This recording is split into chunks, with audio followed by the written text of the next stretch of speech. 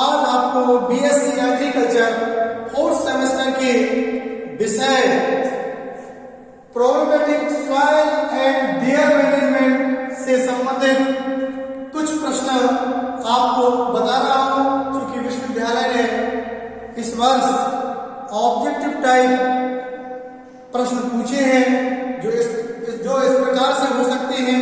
पहला प्रश्न है आपका, भारतीय मृदा में कार्बनिक पदार्थ की मात्रा आमतौर पर होती है, तो वो कितनी होती है? होती है आपकी 0.5 से कम। अगला क्वेश्चन है आपका, ज्यादातर सभी फसलों के लिए सबसे उपयुक्त मृदा है, वो है आपकी बालू दोमट, या इसी को क्या बोलते हैं? Sandy lawn.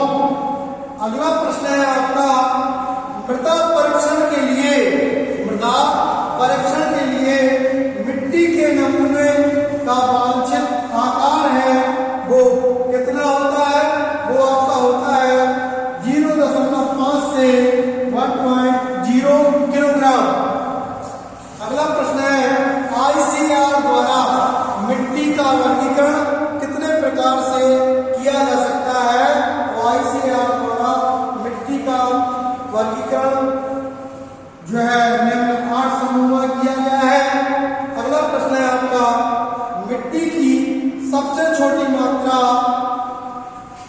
1 से 10 मीटर स्क्वायर को क्या कहा जाता है? इसको कहते हैं आप पेड़ों। अगला प्रश्न है, वर्ष 2015 में विश्व मृदा दिवस कब मनाया जाता है?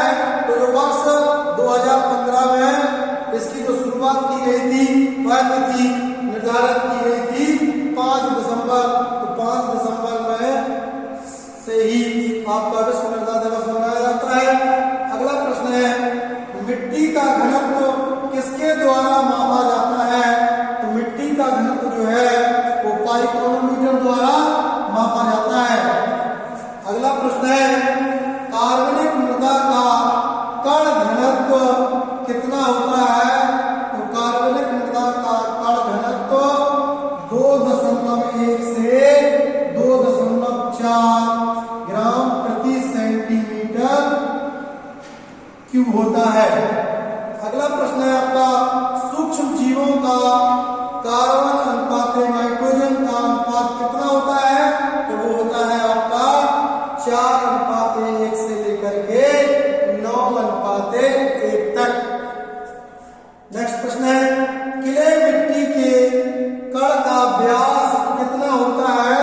तो क्ले मिट्टी के कण का व्यास वो होता है आपका 0.002 मिलीमीटर से कम।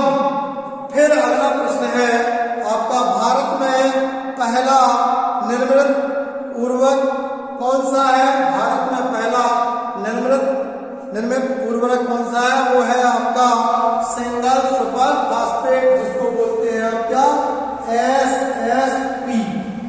ये आपका भारत में पहला निर्मित उर्वरक है। एजोला का व्यापक रूप से जैव उर्वरक के रूप में उपयोग किया जाता है। कौन सी फसल में? एजोला का व्यापक रूप से जैव उर्वरक के रूप में प्रयोग होता है वह है आपकी धान की फसल में। ठीक है, तो आज के लिए इतना ही। Thank you.